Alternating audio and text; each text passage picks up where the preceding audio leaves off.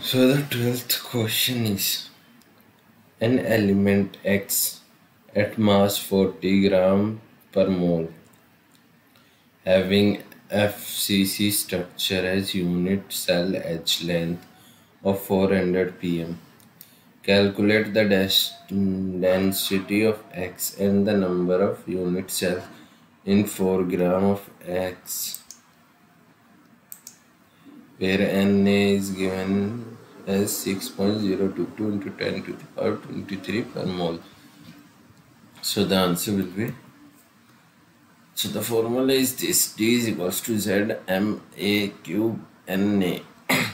So the values of these are given. Z is equal to 4 and M is equal to 40, and A cube is 4 into 10 to the power minus 8 and cube into Na is given as 6.022 into 10 to the power 23. So after solving this, we get 4.15 gram per centimeter cube. Number of unit cells is equals to total number of atoms upon with 4.